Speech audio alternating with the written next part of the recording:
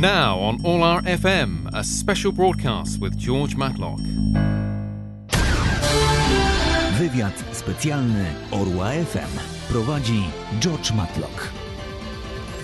You're listening to Anglo-Polish Radio, All FM. I'm George Matlock, and it's a distinct pleasure, I would like to underscore today, to have on air with us a gentleman who started off in the nest of our Eagle Radio here in London, Orła FM, some, well, nearly 10 years ago. In fact, in 2006, when we started this very radio station. And I'm very delighted to tell you that years later, after DJing with us and working in a television station in Poland, TVP in Kielce, it is my distinct honour to welcome back as a newly elected member of the Polish Parliament, Dominik Tarczyński. Witamy Cię bardzo serdecznie.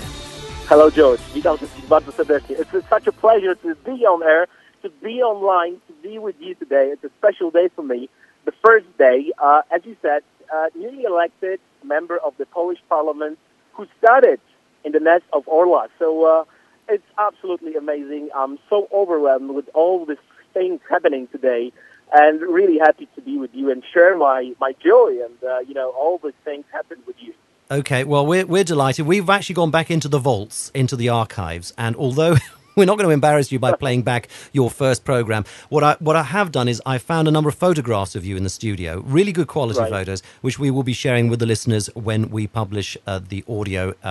So, you'll be able to definitely see everything and say, I don't remember that photograph. Absolutely great memories. I mean, I can't wait to see that because, that was like 2006. 7 or 8.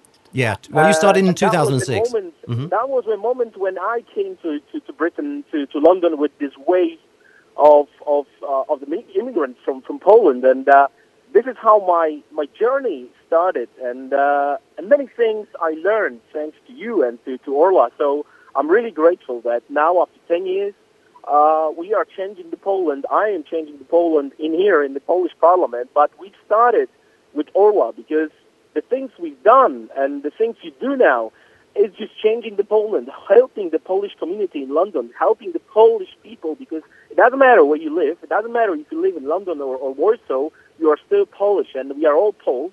And basically, every one of us has a different task to do. At this moment of the history, I'm in the Polish Parliament. You're still in London helping the Poles. So thank you for that. I'm happy that we have this opportunity to change the Poland. Well, thank you. You have no idea how much I'm blushing here in the studio. One of the beauties of radio is you can't see what I look like. No need. It's all true. Right. Well, indeed, as Dominik has said, he started off back at the very start of All FM. I mean, we launched in May 2006, and you joined us pretty much there and then. I remember you as a very fast-talking, quick-witted, and very adroit member of the team. Well, no, indeed, it hasn't. I can hear you still have the very same skills. And it's fantastic because you brought a lot of emotion and you helped to integrate and bring people together, and you had, obviously we had an audience which loved your shows. I think you did the lunchtime show. Is that right? Can you remind me? That is correct. Yes, and then we started with the morning station, with the morning program, which was absolutely amazing to me. I remember this 5 o'clock starting every day, and that was something really, really great for me because I had the night shift, and then I was in the radio with a cup of coffee, and starting the day with the Polish people who were starting the day with the work and traveling to work. I mean, as I said, absolutely great memories. The radio itself and all the people working there, absolutely great. But today, the time is passing by, and as I said, every one of us has a different task now. And today is a big day for me, really. I'm really emotional about it, but I'm still trying to be firm and be ready for this great work to be done. Okay, now tell us indeed, because it's been nice to obviously reminisce about the past, but let's talk about the future. And indeed, let's talk about today specifically. You've just joined the Sejm. When did you first walk through into the chamber as an elected member? When was that? Was that today or was that yesterday? Well, yesterday we had a day when newly elected had the time to prepare ourselves. We had to do all these formalities, and we were prepared to start the work as members of the parliament. Today, we received official documents confirming our election. So that was very official and very emotional. And starting today, we are the members of the parliament. We will be sworn about 10th, there will be the huge inauguration with the president and the whole parliament. Then we're going to vote for our government. So at the moment, we are starting with the official documents, and our work in the parliament will start with the first gathering, which we don't know yet. It might be 10 or 12, but within a couple of days. Okay. Now, tell the listeners, because a lot of people don't understand the political structure in Poland, and then we don't have time for our constitutional lawyers' expertise view of this, although I know you, by background, are a lawyer yourself. But tell us a little bit, because here we have first past the post, which is a system which I understand that one of the political parties in Poland have been proposing, but you have proportional representation. How does it actually work? I mean, how are you elected in Kielce? We have a general election, and we have, as you said, in Polish Sejm and the senators, and then we have a president. So at the moment, the constitution in Poland is based on general election. Obviously, there is. You mentioned the Paweł Kukiz, who is preparing, the new solutions within the constitutions. We don't know how he will present in the parliament the structure.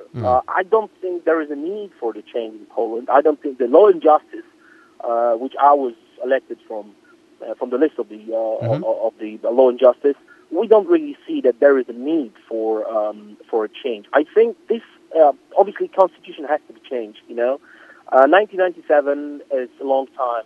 The Polish changed. The times are changed. We have many things changed in our democracy, which is still very young. We have our free country, as they say, for the last 26 years. So new challenges, and the constitution has to be changed. But I don't think that there would be a need for a change for the election or any other this kind of parts of the constitution. At the moment, it works. To compare with the other countries within the European Union, we don't have so many problems within elections, apart from the local elections last year, which was absolutely ridiculous.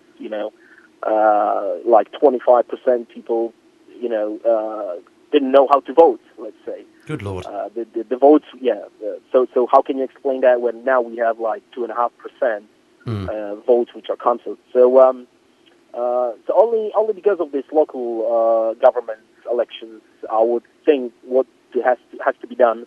But at the moment, general election for the parliament went very well. The presidential election without any problems. So if it works, there is no need to change it. Of course. So in terms of the current system, would it be most comparable with, say, the German list PR system? Would that be the nearest other electoral system out there? We can say that, but still it's a bit different. Because you see, it's different than with the Western Europe, let's say. Germany, they have a different way of election. They have this land, right, as they call it. Yeah. In England, it's completely different, as you know. But as I said, because of this very young democracy in Poland, I don't really think that there is a need for that. I think there's many other things which has to be changed. Right. The last 8 years, it was absolute disaster. The tax system, all the scandals within the government.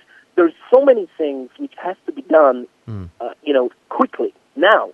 That there is so many work to be done that we have to focus on these things rather than election, which is, as I said, working. We can't say that this system is perfect or the constitution is perfect. It's not.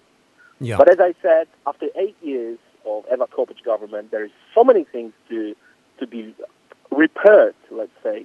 The things which were absolutely disaster for the economy, for the image of Poland as well.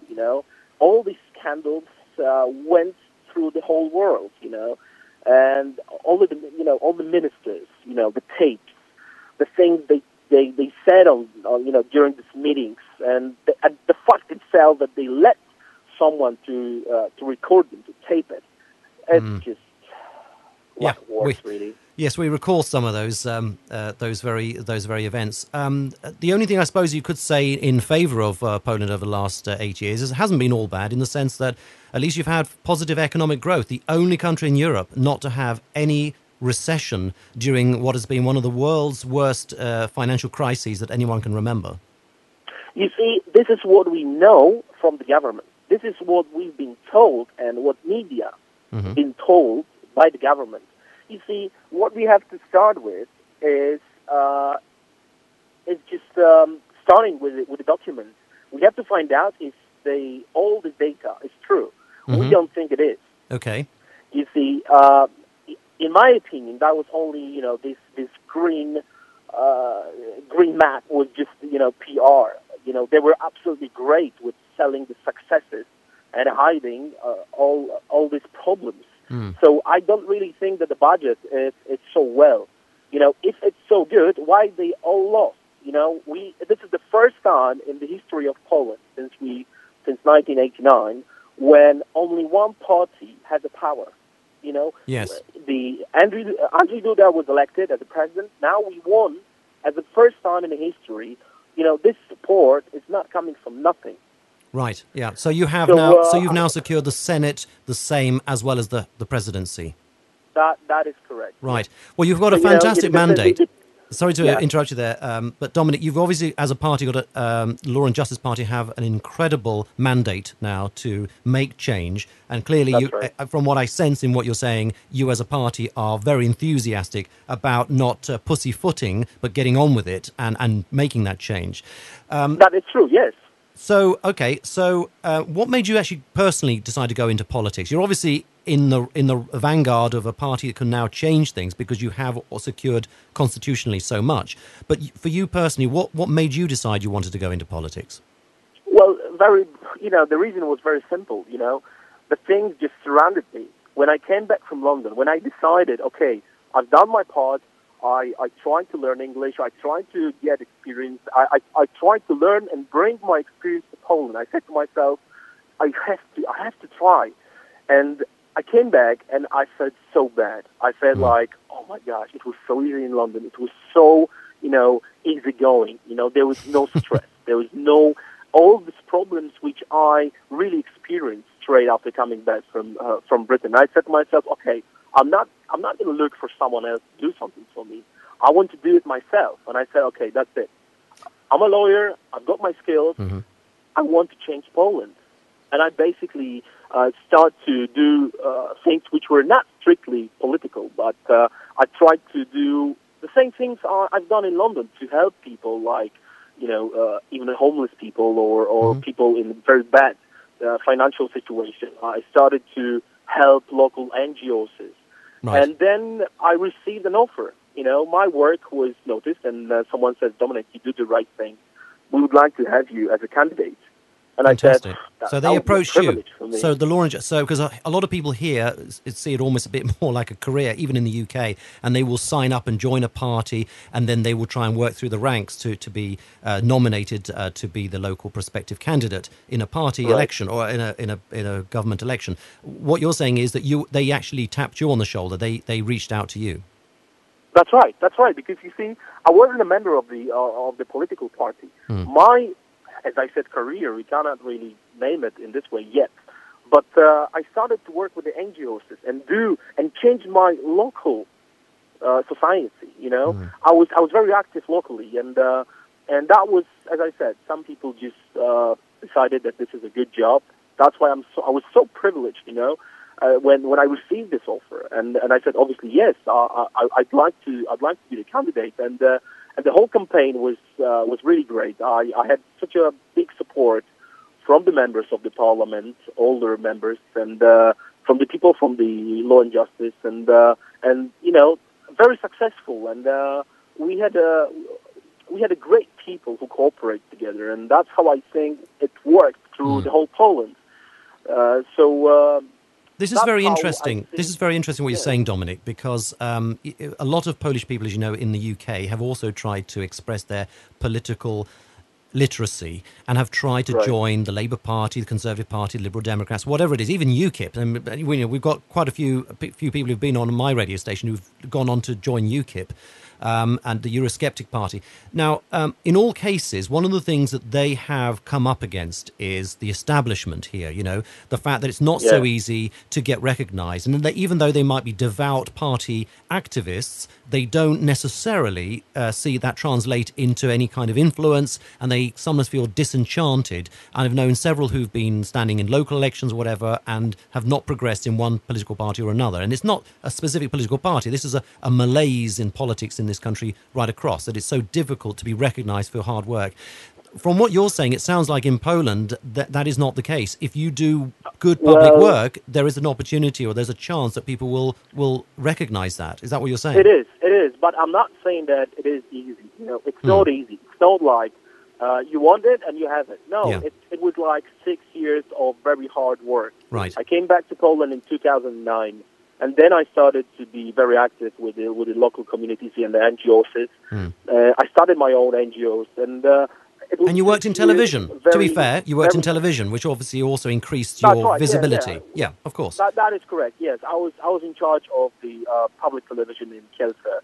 And that was the moment when I really get known the problems of the local society. When you are in the media, you know what's going on in your region. So I found out that Świętokrzyskie Voivodeship was the one which was one of the poorest in Poland. So I started with my own NGOs, and I said we have to change it. We cannot really live like that. And that was 6 years. So it's not like it's very easy to get on and get into the parliament. It's not. But as everywhere in the politics, you have to have a luck, and you have to work really hard. And I really had 6 years of very hard work. You see, we had a list of the candidates in my region. We had a list of 32 candidates. I was on number 11, and I ended up with the score number 4. So you see, I wasn't on the top of the list, but my hard work and the campaign and the support from the whole team, from Law and Justice, gave me the opportunity, and that's how I became the member of the parliament, and I'm so grateful for that. I really want to work really hard for Poland. I'm just I am one of the youngest, and I'm just starting. I don't know what's in front of me. I don't know what the future is, but what I can say, I will work very hard. I want to educate. I want to learn. I want to do all this progress with the politics and with the service to Poland. It sounds it's a big word, but it is a service. And it is a service. I want to be I want to be the voice of the people who are before their 40s, and I have this experience of being outside Poland. I was over 5 years in London. Before that, I was in the US. I know how to be without job. I know how to be without family. I know all these problems. I went through all this. I had to go to London to get money for my education. I had my night shift, I had my day shift, then I had my English lessons afterwards. It was really hard. But now it's time to be the voice of these people who are struggling with this kind of problems, with this kind of situation, life situation, and this is my opportunity. I will not waste it. Now, Dominik, you mentioned earlier the youth, and this is one of the areas that you particularly want to focus on because you've been through, as you say, so much of it yourself. Tell me, here in the UK, the vast number of people who had a right to vote in the Polish elections, and there were quite a few here, were young people. And as you'll also know, the vote in the UK, I believe, went to Paweł Kukish's party. That's right. Now, that's a big issue, and I have to ask you this point blank. What will you do now to reverse that so that it doesn't happen next time? Because it's quite clear that Kukish, who has the thinnest of mandates, who has perhaps not a yet constructed campaign set of principles, intentions, this first past the post business with the elections, for example, all these things he's been talking about, and yet he's managed to win over so many people here in the UK. What can you do, or what do you want your party, Law and Justice, to do to reverse that so that it doesn't happen again next time? It's not about not letting someone win or be the part of the parliament. This is democracy. We are not fighting against someone. We are trying to introduce our program. we are trying to introduce our way of thinking about Poland. You see, that's how it was in the past. Last 8 years, Anglo-Polish government was just trying to fight against us. They didn't try to work and propose some kind of act or law changes which would help Poles. We don't want to fight Anglo-Polish. This is democracy. We have to respect people's choices. Why he won? I think many people who were forced to leave Poland, they feel like they were betrayed by Polish government. It's not like that. People are leaving Poland because there is an opportunity to leave Poland and they are happy and they are happy, clappy, and smiley. It's not like that. I've been there. I know Polish community in London. I know Polish community in Great Britain. These people, even if they have really good money, if they have really good job, they feel sadness. So you're telling me this is effectively a protest vote, you think, from that's right. From these people? That is correct. And the people are trying to protest against political parties. Paweł Kukiz as a rock star, he's the symbol of saying no. So as I said, we have to respect these votes.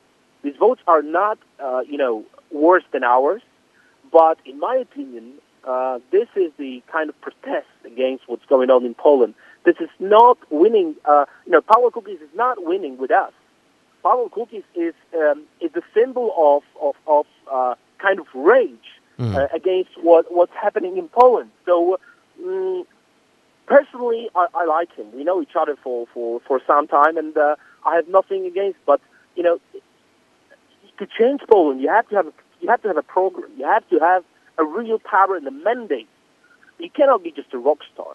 But as I said again, this is democracy. We have to respect that. Yeah. And if people decided that he has, I think 48 members of the parliament, we have to respect them like others.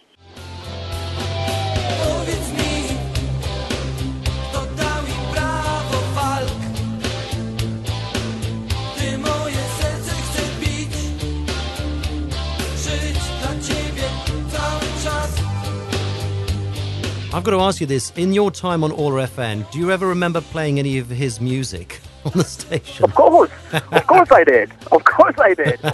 Personally, I like his music. I think he's a good musician, and as a person, he's great. Yeah. I spoke to him today, and obviously, I asked him about cooperation, within the parliament, and we have to look for the new solutions.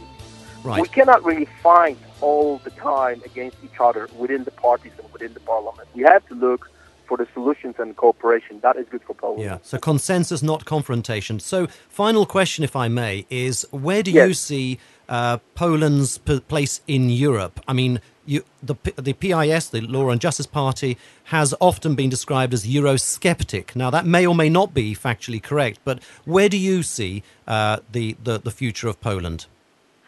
Well, basically, Poland has to be strong within the Europe. Poland has to be the partner for the European forces, for the European countries. We are not new anymore. So what we are looking for is the partnership. We are not babies. We are not political babies within EU. We have to be the partners. We don't want anyone to, clap us and be smiley and do their businesses. We have to be the partners.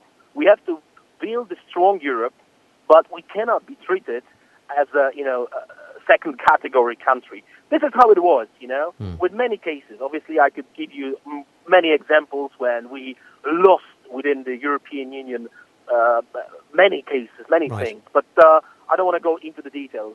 In my opinion, our goal is to become a partner, to have the partnership, and this is the way for the growth for Poland and Europe. So you are saying that to stay in the EU is the only option. You're not looking to do what Nigel Farage and the UKIP party are trying to do. No. I don't think. As I said before, destruction is not the way for the growth. Really, it's, right. Let's build something together. Don't destroy. European Union is not perfect. You know that.